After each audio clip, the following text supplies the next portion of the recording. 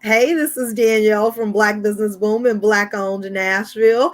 And I am excited to be bringing Tanner Roland from Gresham Smith here. This is our very first job forum. Yeah. We'll be talking about jobs that are out there, some tips for folks that are looking for employment. Tanner is a senior corporate recruiter at Gresham Smith here in Nashville. And so she's come to us to lend some of her expertise to tell us about what's going on at Gresham Smith, any job openings that she may want to tell us about, as well as internships. So if you have kids that are in college, make sure you tune in, get this information for them as well, because I really want to know some tips for landing internships, because that was a struggle for me back in college. So Man, let's jump on in. Tanner, how are you? I am great, Danielle. Thank you so much for having me. Absolutely. I'm happy to. Now tell us, how long have you been at Gresham Smith? So I'm actually one of the newbies on the team. I actually just started with Gresham Smith back in November, but I have been recruiting for, gosh, about 15 years now. So Okay, so you lot of experience. a lot of good experience. So you're gonna be able to tell us some stories based on your experience. So Absolutely. let's jump on in and hear it, because I'm curious. There are a lot of folks that are out here looking for jobs right now. And then we see a lot of companies that are looking for employees right now. So I'm trying to figure out where the gap may be. Right. But let's talk a little bit about some tips that you can give folks that are saying, I'm looking, they say they're hiring, but I'm not getting any calls or I'm not landing any positions. Give us some tips on how we Yeah, can do better in absolutely. that recruiting process to get our resume to the top and actually get through for an interview.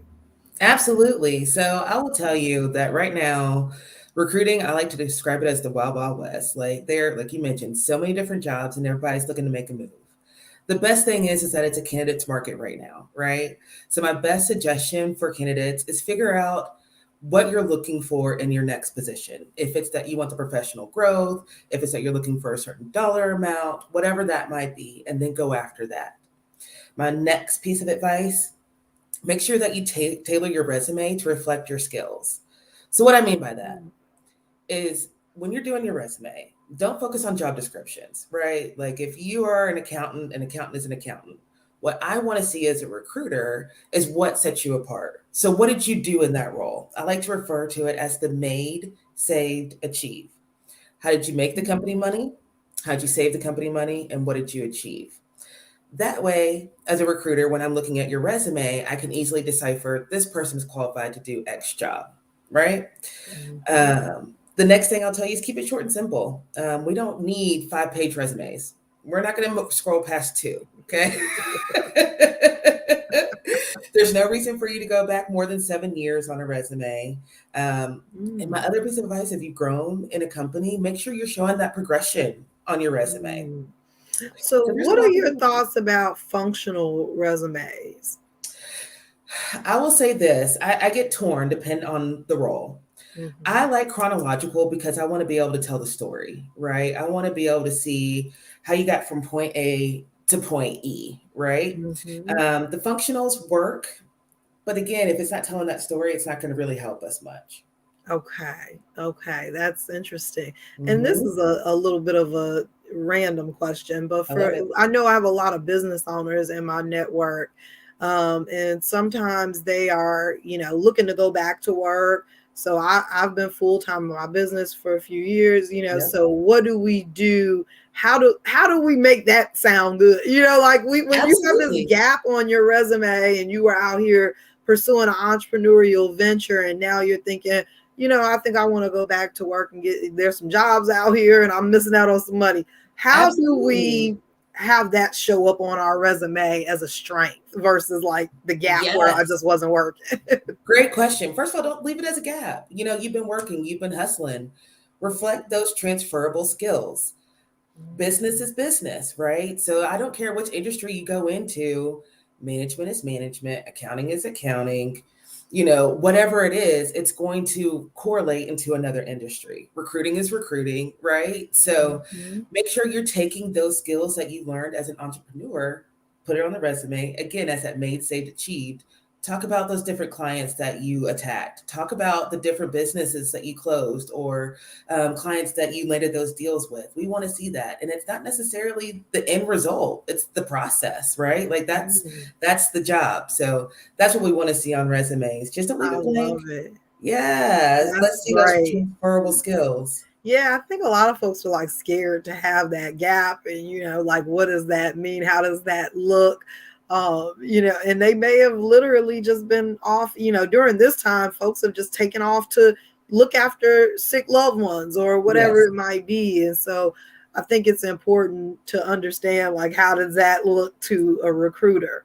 Now let's talk absolutely. about internships, because I Yes. know a lot of folks have teenage or college age students that are looking to get some experience, and I think it's really important at that age to really explore a lot of industries, because what I thought I wanted to do 20 years ago is totally different from what I know I want to do now. And if you don't get that exposure, you don't really know. So, can you give Absolutely. us some tips on folks that have kids that are looking for internships? And then also, if they aren't really necessarily in the industry that, and they're just looking to get that exposure and learn if it's something they'd be interested in, is an internship the best way to do that? Absolutely. I love internships just because it allows for you to kind of dip your toe in the water, as I like to say, right? And dibble and dabble and try to figure out what you like and what you don't like. Kind of like how with relationships, sometimes you know more so what you don't want than what you want. And it's easier to kind of make that, to cut that out, right? So Mhm. the earlier you can get involved in internships, mentoring, whatever, do it. The good thing is with parents, a lot of times you have folks that are in network that you can say, hey, can my kid come and shadow for a couple of days, or sit in your office for a week and see what you do and how you do it. More folks are more open to that than you realize. So I'm all about building up the community. I know a lot of us are. So it's just opening Yeah, those doors and just seizing the opportunity to have the conversation, just knowing more likely people are willing to say yes than no. So, I or no love is usually that. Like, a job now. shadowing is a great idea. You're not committed to, like, I gotta stay, I gotta show up every day and I gotta do something. It's like, I want to just get some exposure, be able to pick someone's brain and learn a little bit more about what they do. I think that Absolutely. is fantastic. And Uh, it's equal on both sides, right? Like both sides are aware that this is something that is not not permanent. It's a temporary thing. And if it doesn't work, it doesn't work. So, Yeah, I love it. mhm. Now, tell us a little bit about, from a recruiting standpoint, what do you look for when folks are like, I want to be an intern, I want to come work at Gresham Smith, which I have heard, is the place to be. Like, honestly, I connected someone for an internship opportunity with you guys, and they were like, oh my God, like, this is like amazing, because Gresham Smith Yeah. is such an amazing firm. So, Yeah. what are you guys looking for when you're considering bringing folks on for internships? I love this question. So there's a couple of things that we're looking for. One, the education, right? We want folks that are in the architecture engineering realm, even those that are currently thinking about corporate services, if they're thinking about getting into marketing, corporate comm, different things like that. So obviously, we want you to be within that realm. But it's that eagerness to learn, that hunger, right? Mhm. That's what we really want. I know when I was 18, 19, 20 something years old looking for an internship, I had no idea what I wanted to do.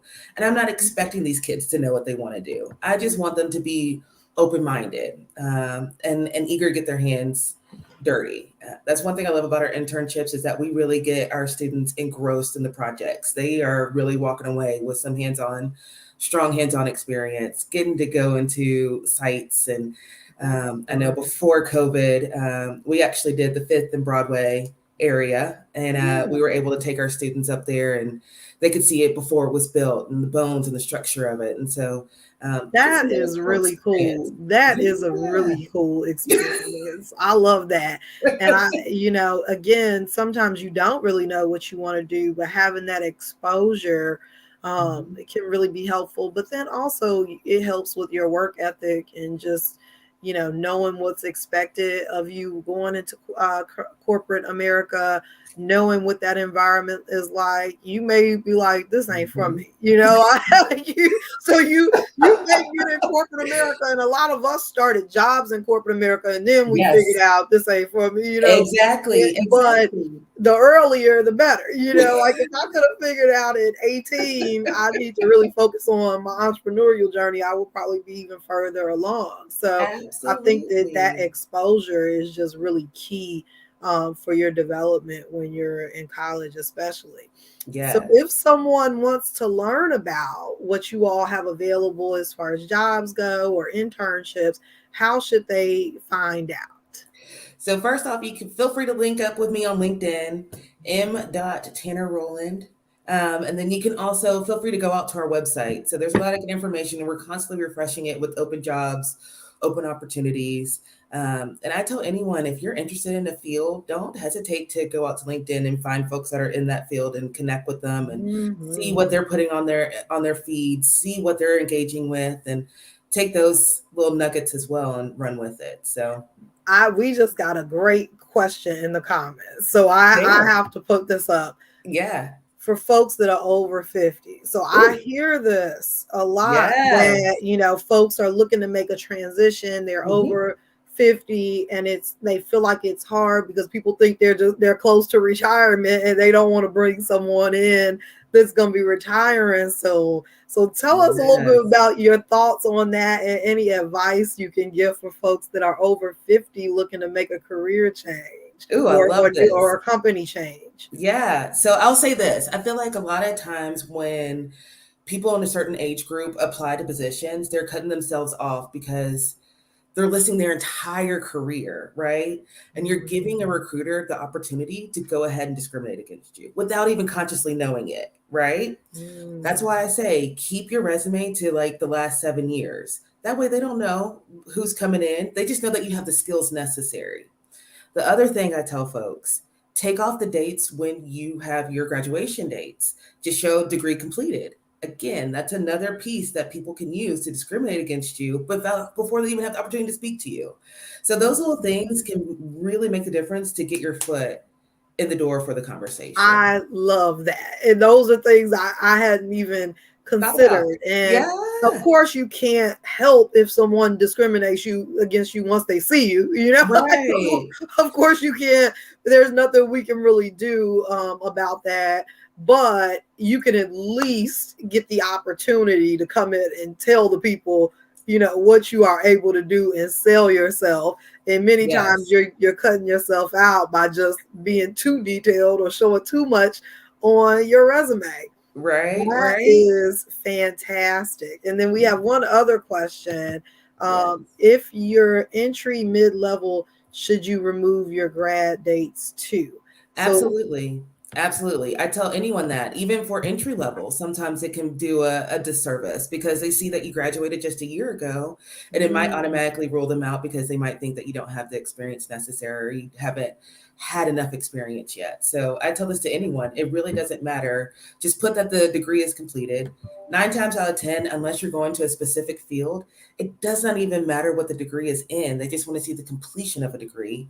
And on top of that, it's they're going to train you to do the job how they want you to do it anyway, right? Like, yeah. so That's the thing. I think that's what's frustrating for a lot of folks. That we're like, I'm smart enough to get in there and get the training and do the job. I just need the opportunity. And so it's yes, like when we look at these requirements, a lot of times it can be frustrating because they just seem so over the top, and yes, especially when we're looking at what folks are paying a lot of times versus what skills set they're in, the amount of experience they're looking at, it can be very frustrating. So yeah, these tips are really important because they can at least help to get you through the door so that you have the 100%. opportunity to sell yourself. I was a manager, for 5-6 years in corporate America and hiring my team. And it was the people who, like you said, came in and were like hungry and were like, I'm willing to do whatever it takes, Yes, nothing is for above them. those are the folks, like, not based on where they used to work, how long they worked there. it was like you coming in and really being able to prove to me that you care about this, that you're going Yes. to show up, that is going to be a priority. And your, you can't really tell, you can tell somebody what your work ethic is. It's up to them to really show you if that's the Exactly. truth, but at least someone who seems like they have the work ethic. And so I Absolutely. think, Absolutely. and I was just telling in a mentor program last week that these days folks jump around so much, and like they're like, I Listen. don't want to work here no more, I'm going somewhere else. Whereas when you look at older people, a lot of times they are committed. They're gonna show up, they're gonna be early for work, they're gonna stay there until they retire. Yes. So The workforce is so changing. It I is think that there's wild to definitely a see. positive, in Yeah. having an older workforce as well. Absolutely. And Yeah. it's wild to see just because I feel like generations now have seen what's happened to previous generations where you stay Mhm. dedicated to a company for decades and then it comes time for you to retire and it's like, okay, bye. So it's wild to see that the job force is changing. It's wild to see that candidates are coming in and they're staying in a role for like a year or 2 years max. They feel like they've mastered it and they want to know what's next. So as employers, we have to keep moving the needle. We have to make sure that we're showing Mhm. that career progression. And that's why I say I it's a love candidate's market right now. So it. It if is. that's I what you're love looking it. for, speak up. And again, one of the things I've heard is like they say it's a candidate's market, but I'm applying, I'm not. So please take these tips, implement them, and come back and tell me how I you want got to that know. job. Yes, Like, let me I'm know. Let me know. excited I to want to check it hear out. like about the interview that you're about to get once you update your resume and can get your foot Yes. in the door. Also, someone was asking in the comments about updating resumes, and we do have an expert in the group, in my Black People Yes. Making Moves group. Our industry expert is Deidre Orr, and she has an extensive background in recruiting as well, and she now has her own business helping Yes. folks to improve on their resume and find jobs that fit with them. So if you Yeah. are looking for an opportunity to update your resume, need some help with Mhm. that, go to DeirdreOrr.com. I did drop her email address in the chat. And so that's DeirdreOrr.com. So there are people out here that are Yes. willing and able to assist you and review your resume and update it for you. Use those folks. Like we're over here Yes. trying to do the resume ourselves based on what we knew resume writing to be when we started working 15, 20 years ago. And things have changed. We got softwares that are looking for keywords that you're trying to like beat the algorithm on. Yep. Like literally, Absolutely. it's a new ball game because now they are like algorithms that are working to find the best candidates. And if you don't have certain things on your resume, you're not going to get through, through that software. Yes, absolutely. Those keywords are important. Try to correlate what you have on your resume to what you see on the job description as far as using those action words. I love that. I was going to ask you that. That's my last question is, does it make sense, like as you're applying for a particular job and you're like, this is really it, I love this, I'm a perfect fit for that, does it make sense for us to update our resumes to make sure for that particular position, to make sure that the keywords are 100. there? 100%.